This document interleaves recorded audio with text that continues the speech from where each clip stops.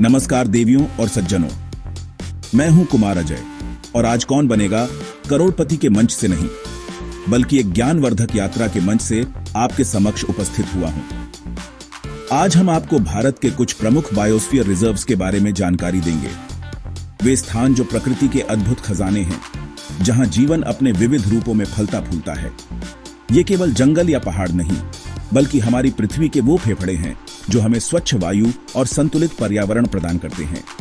इस यात्रा में हम इन स्थानों की गहराई में उतरेंगे, उनकी विशेषताओं को समझेंगे और जानेंगे कि क्यों इनका संरक्षण हमारे भविष्य के लिए इतना महत्वपूर्ण है।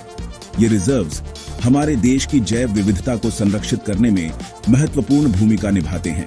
सोचिए, एक ऐसा स्थान जहां हर पत्ती, हर जीव, हर कण एक दूसरे से जुड़ा हो, एक ऐसी श्रृंखला बनाता हो जो जीवन को संभव बनाती है। भारत अपनी विशाल भौगोलिक और सांस्कृतिक विविधता के साथ इन प्राकृतिक अजूबों का घर है। इन बायोस्फीयर रिजर्व्स की स्थापना का उद्देश्य न केवल वन्य जीवों और वनस्पतियों का संरक्षण है, बल्कि स्थानीय समुदायों की पारंपरिक जीवन शैली और ज्ञान को भी सम्मान देना और उसे बनाए रखना है। यह एक ऐसा प्रयास है जहां मनुष्य और प्रकृति के बीच सामंजस्य स्थापित करने की कोशिश की जाती है। एक ऐसा संतुलन जो सदियों से हमारी संस्कृति का हिस्सा रहा है। तो देवियों और सज्जनों, तैयार हो जाइए हमारे साथ इस रोमांचक सफर पर चलने के लिए, जहां हम भारत के कोने कोने में फैले इन बायोस्फीयर रिजर्व्स की अनूठी दुनिया की खोज करेंगे। हम देखेंगे कि कैसे ये स्थान न केवल हमारी प्राकृतिक विरासत हैं, बल्कि वैज्ञानिक अनुसंधान, शिक्षा और सतत विकास के महत्वपूर्ण केंद्र भी हैं। यह यात्रा केवल जानकारी प्राप्त करने की नहीं, बल्कि प्रकृति के प्रति हमारे दृष्टिकोण को बदलने और उसके संरक्षण के प्रति हमारी जिम्मेदारी को समझने की भी होगी। आइए मिलकर इन अद्भुत स्थानों की कहानी को जानें और समझें। देवियों और सज्जनों, हमारी यात्रा का पहला पड़ाव है हिमाचल प्रदेश का ठंडा रेगिस्तान। यह नाम सुनते ही शायद आपके मन में बर्फ से ढकी चोटियां और वीरान घाटियों का दृश्य उभरता होगा, और यह सत्य भी है। यह क्षेत्र, जिसमें लाहौल स्पीति और किन्नौर जिले के कुछ हिस्से शामिल हैं, अपनी अत्यधिक ऊंचाई, शुष्क जलवायु और विरल वनस्पतियों के लिए जाना जाता है। यहां का जीवन अत्यंत कठिन है, जहां प्रकृति अपनी कठोरतम परंतु सबसे सुंदर छटा बिखेरती है। यह बायोस्फीयर रिजर्व लगभग 7,770 वर्ग किलोमीटर के विशाल क्षेत्र में फैला हुआ है और इसकी सीमाएं तिब्बत के पठार से मिलती हैं। इस ठंडे रेगिस्तान की सबसे खास बात है इसकी अनूठी जैव विविधता, जो इस कठोर वातावरण में भी फलती फूलती है। यहां आपको हिमतेंदुआ जैसा दुर्लभ और राजसी जीव देखने को मिल सकता है, जो इन बर्फीले पहाड़ों का असली शासक है। इसके अलावा आइबेक्स, ब्लू शीप, भरल, तिब्बती भेड़िया और हिमालयी भूरा भालू भी यहाँ के प्रमुख निवासी हैं। वनस्पतियों की बात करें तो यहाँ अल्पाइन घास के मैदान, औषधीय जड़ी बूटियां और बौनी झाड़ियां पाई जाती हैं, जो इस क्षेत्र के पारिस्थितिकी तंत्र का महत्वपूर्ण हिस्सा है। इन पौधों ने खुद को यहाँ की विषम परिस्थितियों के अनुकूल ढाल लिया है। यह क्षेत्र न केवल अपनी प्राकृतिक सुंदरता के लिए, बल्कि अपनी समृद्ध सांस्कृतिक विरासत के लिए भी प्रसिद्ध है।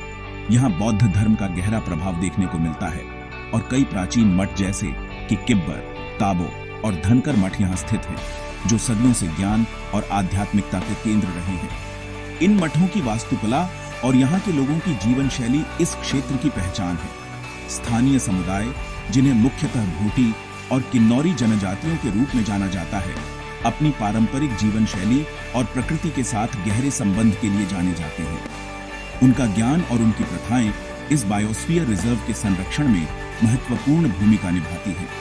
इस बायोस्फीयर रिजर्व की स्थापना का मुख्य उद्देश्य इस अद्वितीय पारिस्थितिकी तंत्र और इसकी जैव विविधता का संरक्षण करना है, साथ ही स्थानीय समुदायों के सतत विकास को बढ़ावा देना है। यहाँ वैज्ञानिक अनुसंधान और निगरानी कार्यक्रम चलाए जाते हैं ताकि जलवायु परिवर्तन और मानवीय गतिविधियों के प्रभावों का अध्ययन किया जा सके। यह स्थान हमें यह भी सिखाता है कि कैसे जीवन सबसे कठिन परिस्थितियों में भी अपनी राह खोज लेता है और कैसे मनुष्य और प्रकृति सह अस्तित्व में रह सकते हैं। यह ठंडा रेगिस्तान वास्तव में प्रकृति का एक अद्भुत चमत्कार है, जिसकी शांति और विशालता हर देखने वाले को मंत्रमुग्ध कर देती है। अब हम अपनी यात्रा को आगे बढ़ाते हुए पहुंचते हैं भारत के उत्तर पूर्वी राज्य सिक्किम में, जहां स्थित है कंचनजंगा राष्ट्रीय उद्यान। ये केवल एक राष्ट्रीय उद्यान ही नहीं, बल्कि एक बायोस्फीयर रिजर्व और यूनेस्को विश्व धरोहर स्थल भी है। इसका नाम विश्व की तीसरी सबसे ऊंची चोटी माउंट कंचनजंगा के नाम पर रखा गया है, जो इस क्षेत्र की शान है और जिसे स्थानीय लोग पवित्र मानते हैं।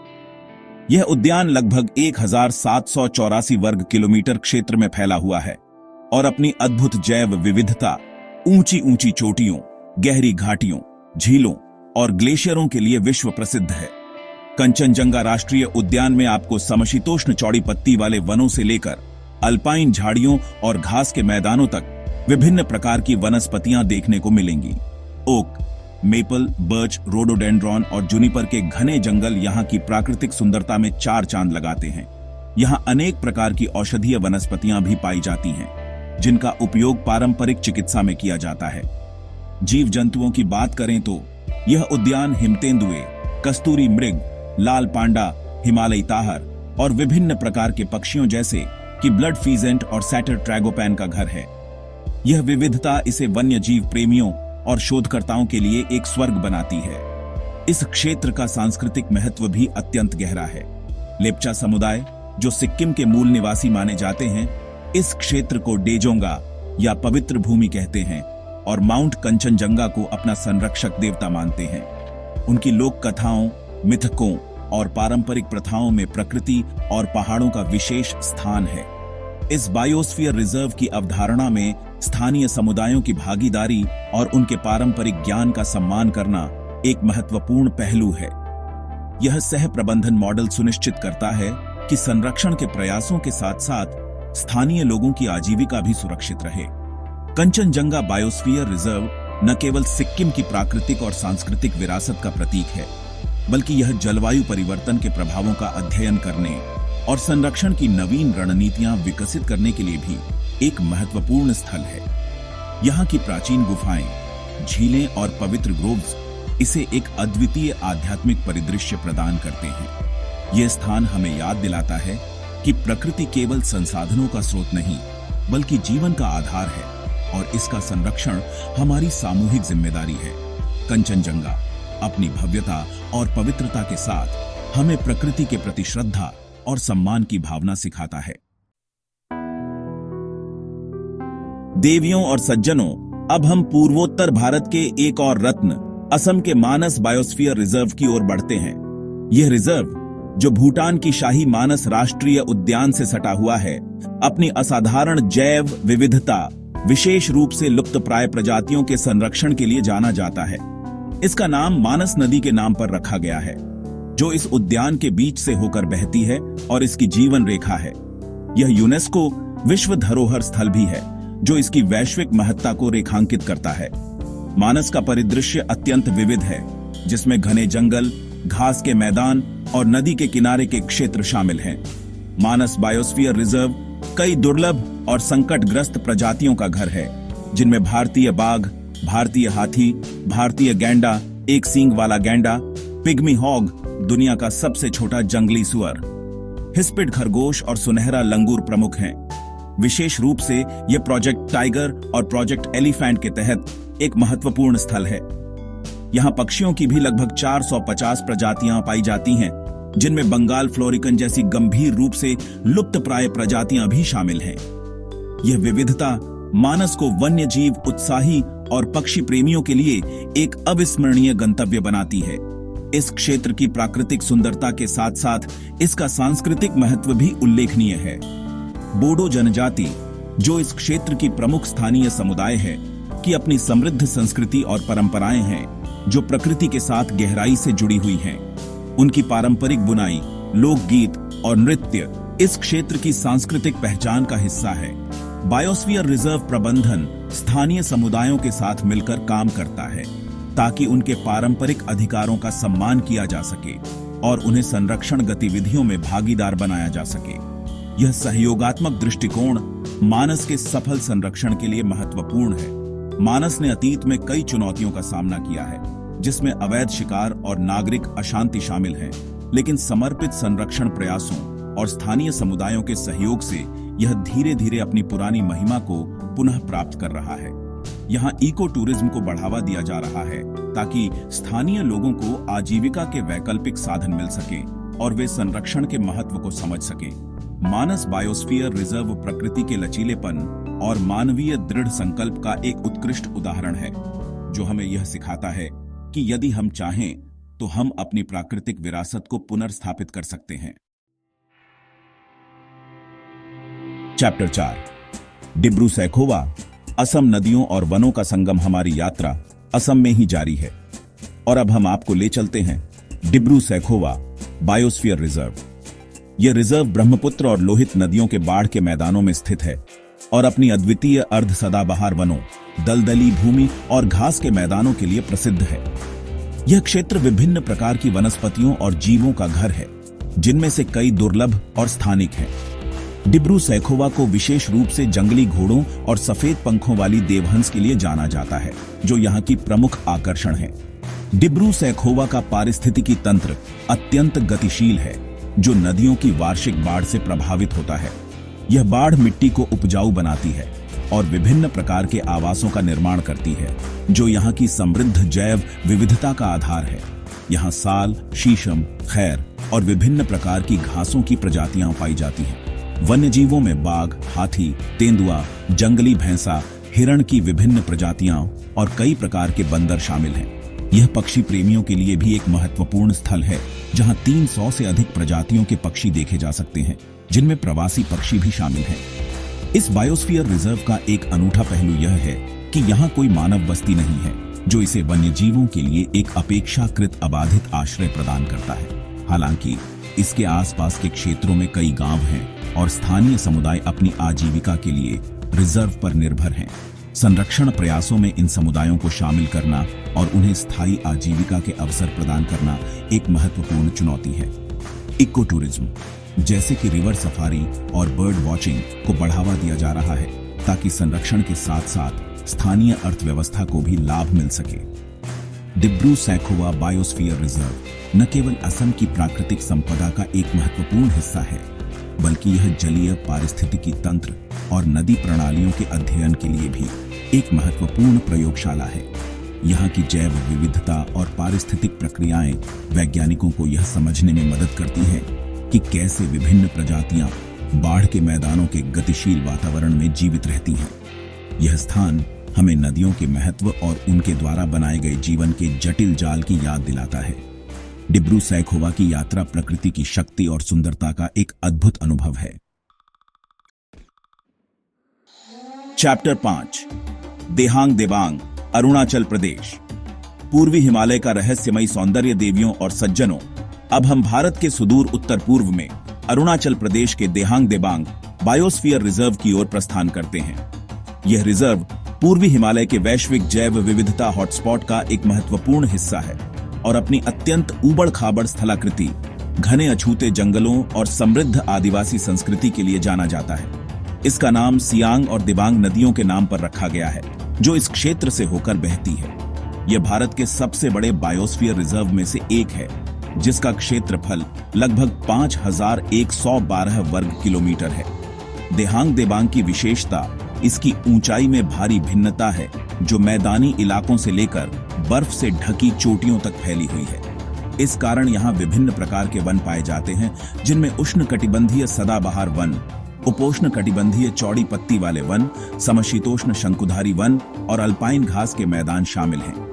यह विविधता इसे वनस्पतियों और जीवों की एक विशाल श्रृंखला के लिए एक आदर्श आवास बनाती है। यहाँ ऑर्किड की सैकड़ों प्रजातियां, औषधीय पौधे और दुर्लभ वृक्ष पाए जाते हैं। वन्य जीवों की दृष्टि से भी यह क्षेत्र अत्यंत समृद्ध है। यहाँ मिश्मी ताकिन, लाल पांडा, कस्तूरी मृग, हिम तेंदुआ, बादल वाला तेंदुआ और कई प्रकार के बंदर जैसे कि हुलॉक गिब्बन पाए जाते हैं। यह क्षेत्र पक्षियों की भी अनेक प्रजातियों का घर है, जिनमें स्केलेटर मोनाल और टेम्मिंग ट्रैगोपैन जैसे दुर्लभ और रंगीन पक्षी शामिल हैं। इस रिजर्व की दुर्गमता ने इसे काफी हद तक मानवीय हस्तक्षेप से बचाया है, जिससे यहाँ की जैव विविधता अपेक्षाकृत सुरक्षित रही है। देहांग देबांग क्षेत्र विभिन्न आदिवासी समुदायों का घर है, जिनमें आधी, मिश्मी और मोनपा प्रमुख हैं। इन समुदायों की अपनी अनूठी भाषाएं, रीति रिवाज और प्रकृति के साथ गहरे पारंपरिक संबंध हैं। उनका पारंपरिक ज्ञान, विशेष रूप से औषधीय पौधों और टिकाऊ संसाधन उपयोग के बारे में इस बायोस्फीयर रिजर्व के प्रबंधन और संरक्षण के लिए अत्यंत मूल्यवान है। यह रिजर्व न केवल प्राकृतिक विरासत का संरक्षण करता है, बल्कि इन स्वदेशी संस्कृतियों की जीवंतता को भी बनाए रखने में मदद करता है। देहांग देबांग की यात्रा वास्तव में प्रकृति और संस्कृति के एक अनूठे संगम का अनुभव कराती है। चैप्टर 6, नोकरेक, मेघालय, गारो पहाड़ियों का हृदय। चलिए अब हम मेघालय राज्य की ओर रुख करते हैं, जहां गारो पहाड़ियों की गोद में स्थित है नोकरेक बायोस्फीयर रिजर्व। यह रिजर्व नोकरेक चोटी के आसपास केंद्रित है, जो गारो पहाड़ियों की सबसे ऊंची चोटी है और जिसे स्थानीय गारो जनजाति पवित्र मानती है। यह क्षेत्र अपनी समृद्ध जैव विविधता, विशेष रूप से साइट्रस फलों की जंगली प्रजातियों के लिए प्रसिद्ध है। माना जाता है कि साइट्रस इंडिका, जो कई खेती की जाने वाली नींबू प्रजातियों का पूर्वज है, इसी क्षेत्र में उत्पन्न हुआ था। यह तथ्य नोकरेक को कृषि जैव विविधता के संरक्षण के लिए अत्यंत महत्वपूर्ण बनाता है। नोकरेक बायोस्फीयर रिजर्व का पारिस्थितिकी तंत्र सदाबहार और अर्ध सदाबहार वनों, बांस के जंगलों और घास के मैदानों का एक सुंदर मिश्रण है। यहाँ विभिन्न प्रकार की वनस्पतियां पाई जाती हैं, जिनमें दुर्लभ ऑनर्किड, औषधीय पौधे और विशाल वृक्ष शामिल हैं। जीव जंतुओं की बात करें तो यह रिजर्व एशियाई हाथी, बाघ, तेंदुआ, हुलॉक गिब्बन, लाल पांडा और कई प्रकार के हिरणों का घर है। पक्षियों की भी यहाँ अनेक प्रजातियां पाई जाती हैं, जो इसे पक्षी प्रेमियों के लिए आकर्षण का केंद्र बनाती हैं। गारो जनजाति, जो इस क्षेत्र की प्रमुख आदिवासी समुदाय है, की अपनी विशिष्ट संस्कृति और परंपराएं हैं। उनकी सामाजिक संरचना मातृसत्तात्मक है और वे प्रकृति के पूजक हैं। उनके पारंपरिक त्योहार जैसे कि वंगाला उनकी सांस्कृतिक जीवंतता को दर्शाते हैं। बायोस्फीयर रिजर्व का प्रबंधन इन समुदायों के पारंपरिक अधिकारों और ज्ञान का सम्मान करते हुए किया जाता है। उनकी भागीदारी संरक्षण प्रयासों की सफलता के लिए आवश्यक है और उन्हें टिकाऊ आजीविका के अवसर प्रदान करने पर भी ध्यान दिया जाता है। नोकरेक बायोस्फीयर रिजर्व न केवल जैव विविधता का भंडार है, बल्कि यह जल संसाधनों का भी एक महत्वपूर्ण स्रोत है। कई छोटी नदियां और धाराएं यहीं से निकलती हैं, जो निचले इलाकों में कृषि और पीने के पानी की आपूर्ति करती हैं। इस रिजर्व का संरक्षण न केवल वन्य जीवों और वनस्पतियों के लिए, बल्कि पूरे क्षेत्र के पारिस्थितिक संतुलन और मानव कल्याण के लिए भी महत्वपूर्ण है। नोकरेक अपनी प्राकृतिक सुंदरता और सांस्कृतिक समृद्धि के साथ हमें जैव विविधता के महत्व और उसके संरक्षण की तात्कालिकता का एहसास कराता है। देवियों और सज्जनों, अब हम हिमालय की गोद में स्थित एक और अद्भुत स्थान उत्तराखंड के नंदा देवी बायोस्फीयर रिजर्व की ओर चलते हैं। यह रिजर्व भारत की दूसरी सबसे ऊंची चोटी नंदा देवी 7,816 मीटर के चारों ओर फैला हुआ है, जिसे एक पवित्र पर्वत माना जाता है। इस बायोस्फीयर रिजर्व के अंतर्गत 2 विश्व धरोहर स्थल शामिल हैं, नंदा देवी राष्ट्रीय उद्यान और फूलों की घाटी राष्ट्रीय उद्यान। यह क्षेत्र अपनी लुभावनी अल्पाइन सुंदरता, दुर्लभ वनस्पतियों और जीवों के लिए विश्व प्रसिद्ध है। नंदा देवी बायोस्फीयर रिजर्व का अधिकांश भाग अत्यंत दुर्गम है, जिसमें ऊंची ऊंची चोटियां, ग्लेशियर, गहरी घाटियां और अल्पाइन घास के मैदान शामिल हैं। फूलों की घाटी, जैसा कि नाम से ही स्पष्ट है, मानसून के दौरान विभिन्न प्रकार के जंगली फूलों से ढक जाती है, जो एक अविस्मरणीय दृश्य प्रस्तुत करते हैं। यहां ब्रह्मकमल जैसे दुर्लभ और पवित्र फूल भी खिलते हैं। वनस्पतियों में बर्च, रोडोडेंड्रॉन, जुनिपर और विभिन्न प्रकार की औषधीय जड़ी बूटियां प्रमुख हैं। वन्य जीवों की बात करें तो यह रिजर्व हिम तेंदुए, एशियाई काले भालू, भूरे भालू, कस्तूरी मृग, भरल, ब्लू शीप और हिमालयी ताहर का घर है। पक्षियों में मोनाल फीजेंट, कोकलास फीजेंट और हिमालयन स्नोकॉक जैसी प्रजातियां पाई जाती हैं। इस क्षेत्र की कठोर जलवायु और दुर्गमता के कारण यहाँ के वन्य जीवों को एक सुरक्षित आश्रय मिला हुआ है। संरक्षण के प्रयास यहाँ की नाजुक पारिस्थितिकी को बनाए रखने पर केंद्रित हैं और मानवीय गतिविधियों को सख्ती से नियंत्रित किया जाता है। नंदा देवी क्षेत्र का न केवल पारिस्थितिक बल्कि सांस्कृतिक और आध्यात्मिक महत्व भी है। स्थानीय भोटिया समुदाय, जो इस क्षेत्र के पारंपरिक निवासी हैं, नंदा देवी को अपनी अधिष्ठात्री देवी मानते हैं और उनके साथ गहरा आध्यात्मिक संबंध रखते हैं। उनकी पारंपरिक जीवन शैली और ज्ञान इस क्षेत्र की सांस्कृतिक विरासत का हिस्सा है। यह बायोस्फीयर रिजर्व हमें यह सिखाता है कि कैसे ऊंचाई वाले पारिस्थितिकी तंत्र अत्यंत नाजुक होते हैं और उनके संरक्षण के लिए विशेष प्रयासों की आवश्यकता होती है। नंदा देवी की यात्रा प्रकृति की भव्यता और आध्यात्मिकता का एक अनूठा अनुभव है। अब हम पूर्वी भारत के राज्य ओडिशा की ओर बढ़ते हैं, जहां स्थित है सिमलीपाल राष्ट्रीय उद्यान और बायोस्फीयर रिजर्व। इसका नाम सिमुल, लाल रेशम कपास के पेड़ों की प्रचुरता के कारण पड़ा है, जो इस क्षेत्र में बहुतायत में पाए जाते हैं। यह रिजर्व पूर्वी घाट पर्वत श्रृंखला का हिस्सा है और अपनी समृद्ध जैव विविधता, विशेष रूप से बाघों की आबादी और सुंदर झरनों के लिए जाना जाता है। यह भारत के प्रमुख बाघ अभयारण्यों में से एक है और प्रोजेक्ट टाइगर के तहत महत्वपूर्ण संरक्षण स्थल है।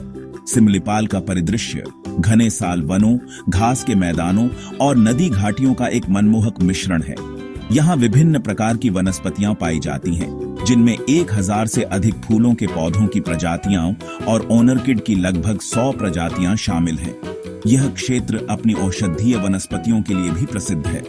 वन्य जीवों में रॉयल बंगाल टाइगर, एशियाई हाथी, तेंदुआ, गौर, भारतीय बाइसन, सांभर, चीतल और विभिन्न प्रकार के सरीसृप और उभयचर पाए जाते हैं। यहाँ पक्षियों की भी लगभग 300 प्रजातियां दर्ज की गई हैं। सिमलीपाल की एक अनूठी विशेषता यहाँ पाए जाने वाले काले बाघ, मेलानिस्टिक टाइगर हैं, जो अपनी दुर्लभ काली धारियों के कारण विशेष आकर्षण का केंद्र हैं। हालांकि ये बहुत कम संख्या में है, इनकी उपस्थिति सिमलीपाल की आनुवंशिक विविधता को दर्शाती है। इस रिजर्व में कई सुंदर झरने भी हैं, जैसे कि बरेही पानी और जोरंडा जलप्रपात, जो मानसून के दौरान अपनी पूरी भव्यता में होते हैं और पर्यटकों को आकर्षित करते हैं।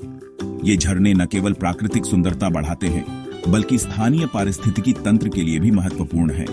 इस क्षेत्र में कई आदिवासी समुदाय निवास करते हैं, जिनमें खारिया, भूमिज, संथाल और हो प्रमुख हैं।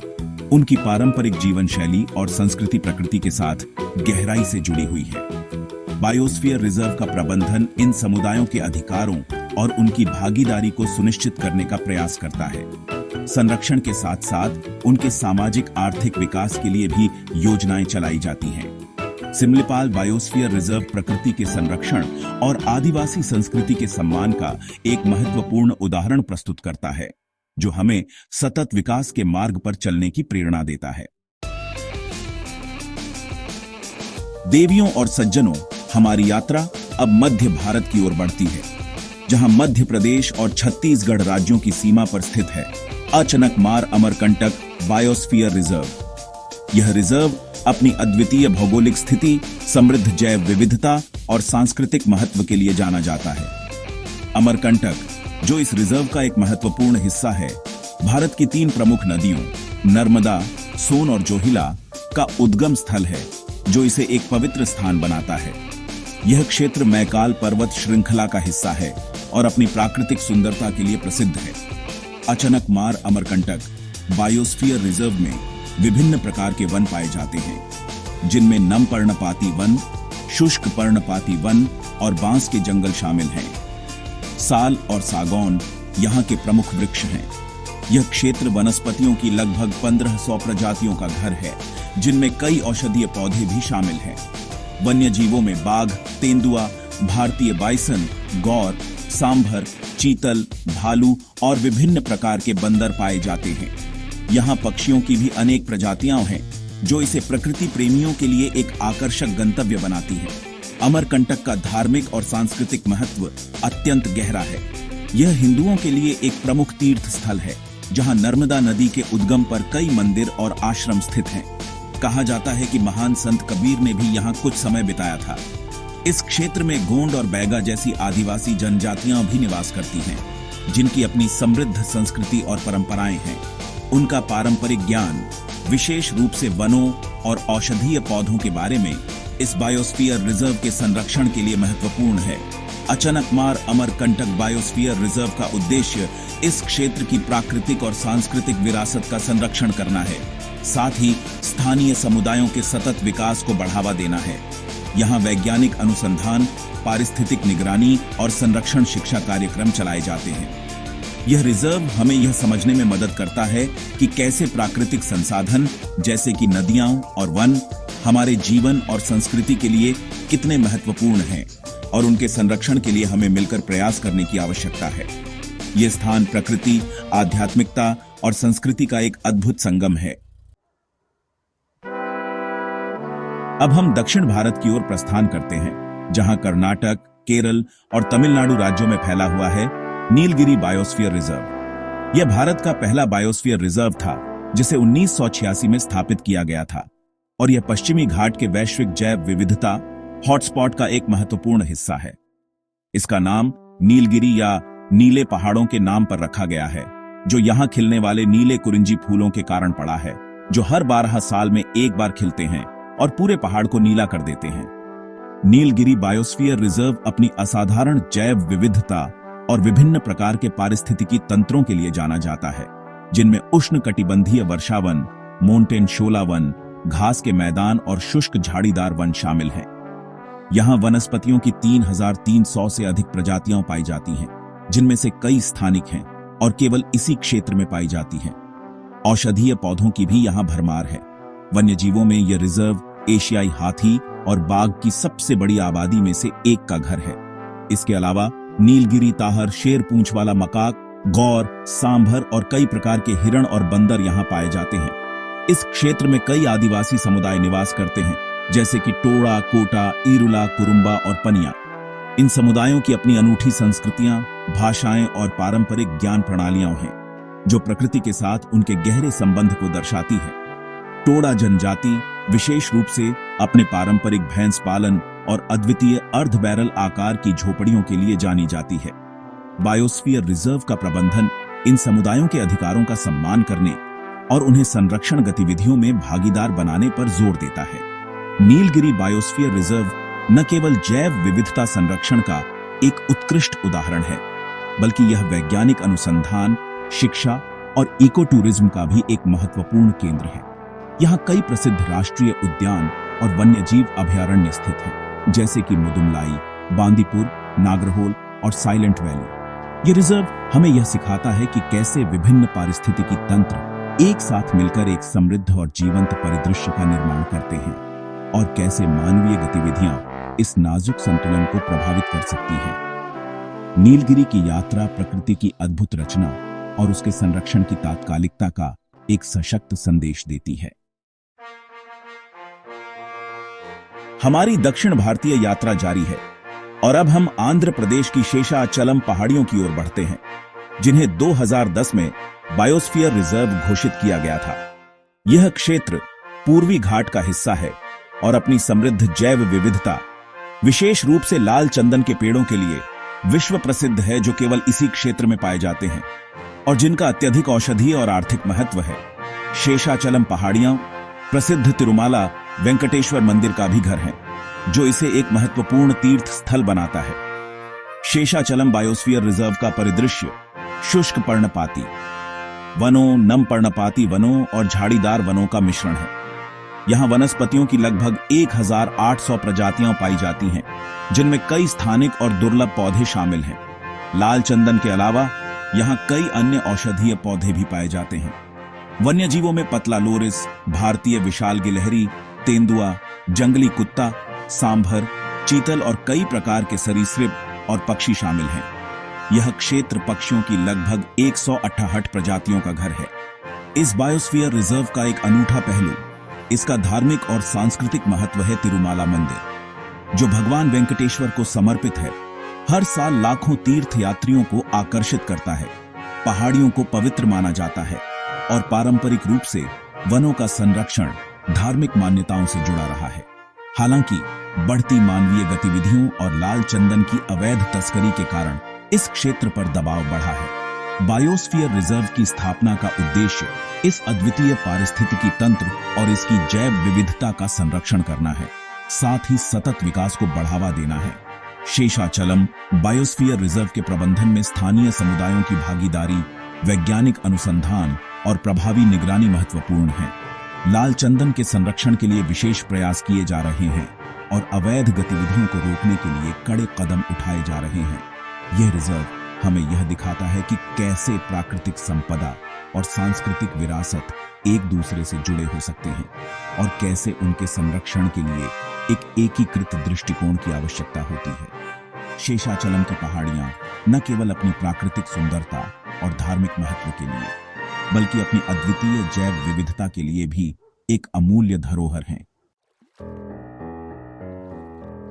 देवियों और सज्जनों, अब हम भूमि से जल की ओर बढ़ते हैं और तमिलनाडु के दक्षिण पूर्वी तट पर स्थित मन्नार की खाड़ी बायोस्फीयर रिजर्व की खोज करते हैं।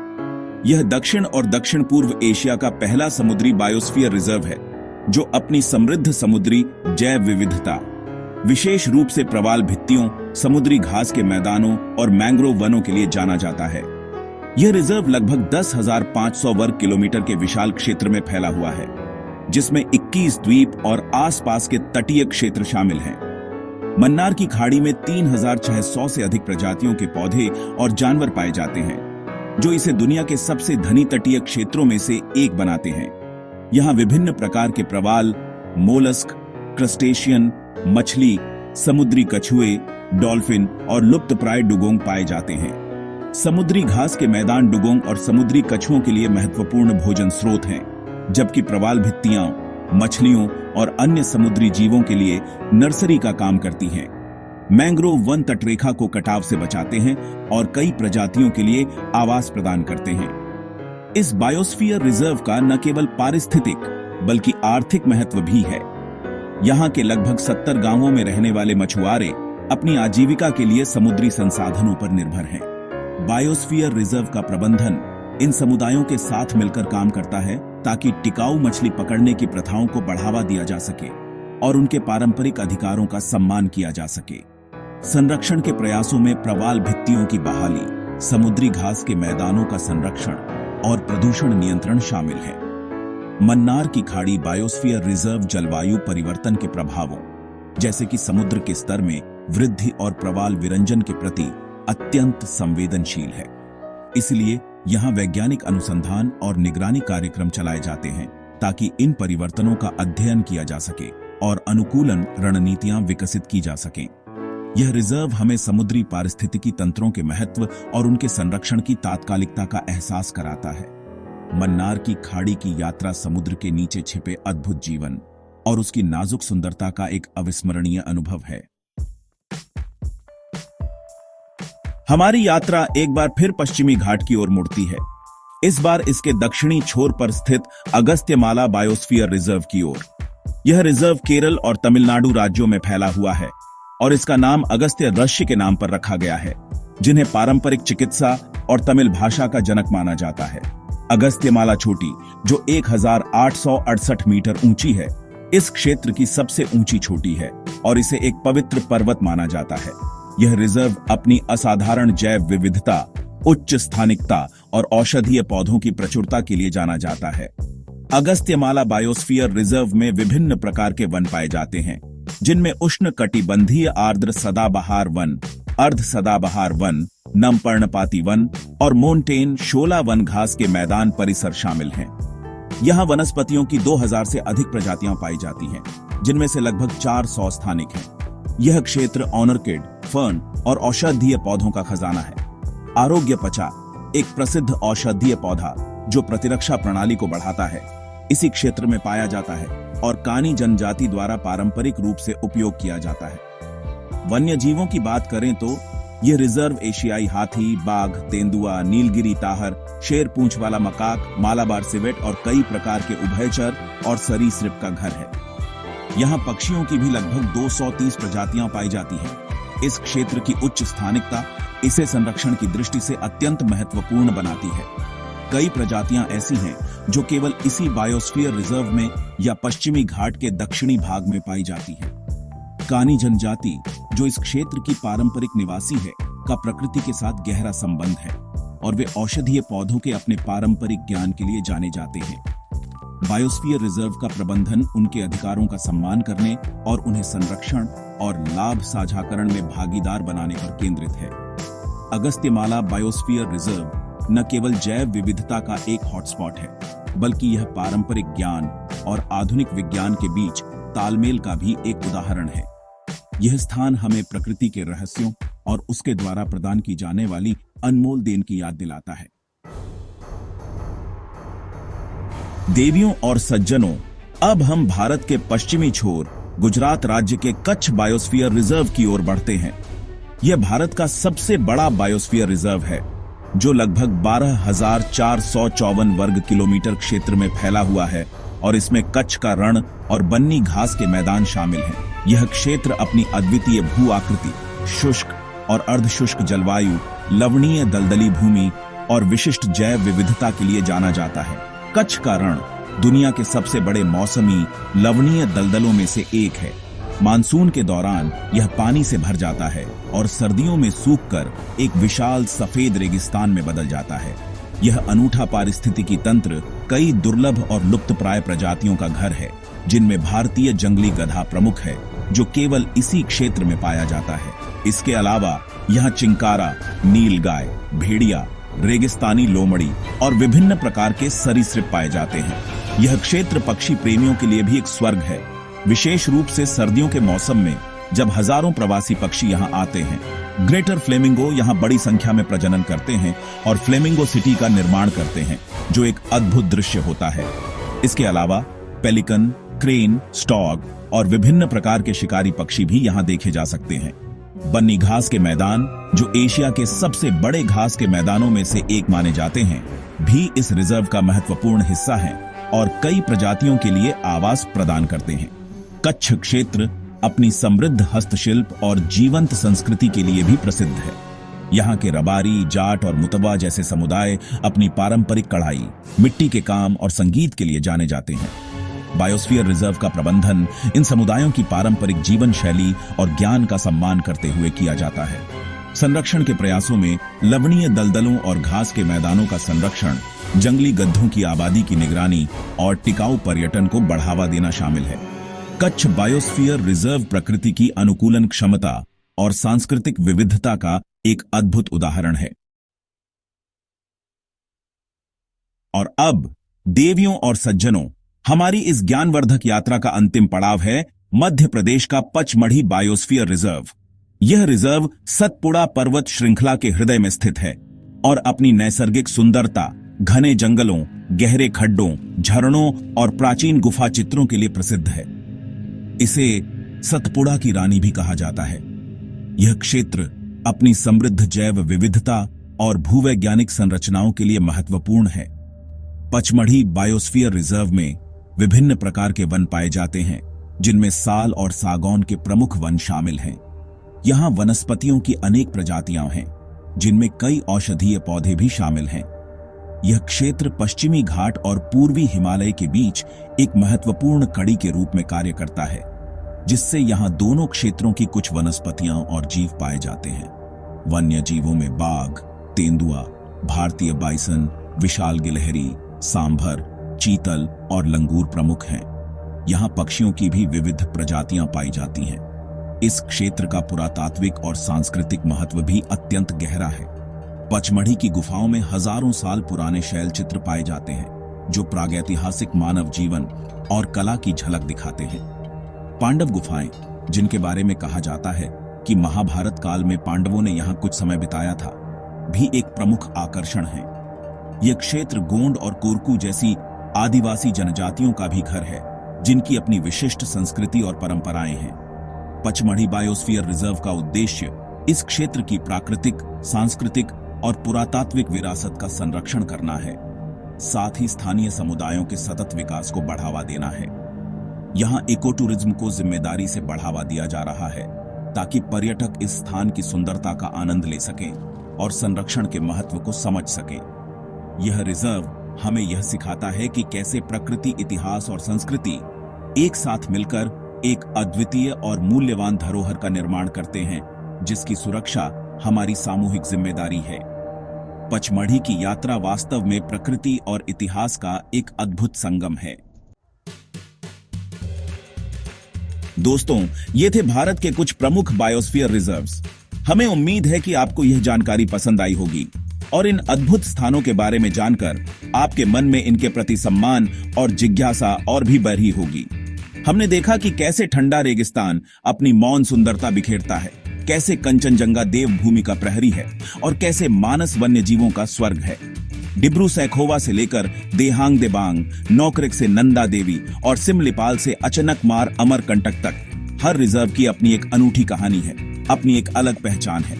नीलगिरी, शेषाचलम, मन्नार की खाड़ी, अगस्त्यमाला, कच्छ और पचमढ़ी, ये सभी नाम केवल भौगोलिक स्थान नहीं बल्कि जीवन के वो स्पंदन केंद्र हैं जो हमारी पृथ्वी को जीवंत बनाए रखते हैं। इन बायोस्फीयर रिजर्व्स का महत्व केवल उनकी जैव विविधता तक सीमित नहीं है, बल्कि ये हमारे जल स्रोतों की रक्षा करते हैं, हमारी जलवायु को संतुलित रखने में मदद करते हैं और स्थानीय समुदायों को आजीविका प्रदान करते हैं। ये स्थान हमें याद दिलाते हैं कि प्रकृति और मनुष्य का संबंध कितना गहरा और अटूट है।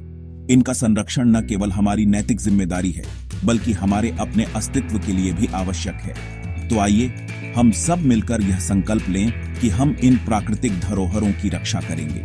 हम अपनी जीवन शैली में ऐसे बदलाव लाएंगे जो पर्यावरण के अनुकूल हों। हम संरक्षण के प्रयासों में अपना सहयोग देंगे और हम आने वाली पीढ़ियों के लिए एक स्वच्छ और हरित पृथ्वी छोड़कर जाएंगे। अगर आपको यह वीडियो अच्छा लगा हो तो कृपया लाइक और सब्सक्राइब करना न भूलें, ताकि हम आपके लिए ऐसी ही ज्ञानवर्धक और प्रेरणादायक यात्राएं लाते रहें। आप अपने विचार और सुझाव हमें कमेंट सेक्शन में अवश्य बताएं। धन्यवाद। जय हिंद।